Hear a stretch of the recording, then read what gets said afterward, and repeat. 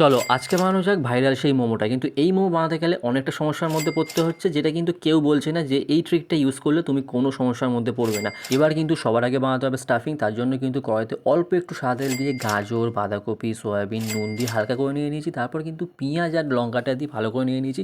এবার vinegar, soya sauce, tomato sauce, আদা কুচি দিয়ে একটুখানি কিন্তু এখানে ময়দা আর একটুখানি বেসন তোমরা ইউজ করবে। এবার এটাকে ভালো করে নাড়াচাড়া করে নিয়ে ঠান্ডা করতে দেবে। ঠান্ডা করার পর কিন্তু এখানে তোমরা বলগুলো করে নেবে। আর এর সাথে কিন্তু আমি এইরকমও একটা শেপ এখানে বানিয়েছি। এইটাকে কিন্তু কিছুক্ষণ তোমাদের ঠান্ডা করতে দিতে হবে। এবার কিন্তু ময়দার মধ্যে ভালো করে মেশাও, মিশিয়ে কিন্তু একটা সাইডে রাখো। সব কয়েকটা বল মিশিয়ে নাও। এবার জলে চোবাও আর সাথে সাথে ময়দার মধ্যে মেশাও।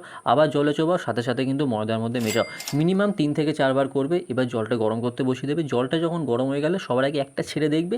যদি ছাড়ে খুব বাজে ব্যাপার, যদি না ছাড়ে তো একদম পারফেক্ট। সবগুলো কিন্তু এরকমভাবে একটা একটা করে ছাড়ো। মিনিমাম 3-4 মিনিট এটাকে ফোটাও, তারপর কিন্তু নামিয়ে নাও। এবার কিন্তু একটা প্লেটের মধ্যে রাখো। উপরে কিন্তু টমেটো সসের সাথে একটুখানি চিলি পাউডার দিয়ে দাও। এবার উপরে সাদা তিল দিয়ে দাও। এবার খেয়ে দেখো জাস্ট কীরকম অসাধারণ লাগে। গোলটা তো খুবই ভালো লাগছে, আর এই শেপটা একবার বানিয়ে দেখো, এটা কিন্তু আরও বেশি খেতে ভালো লাগে।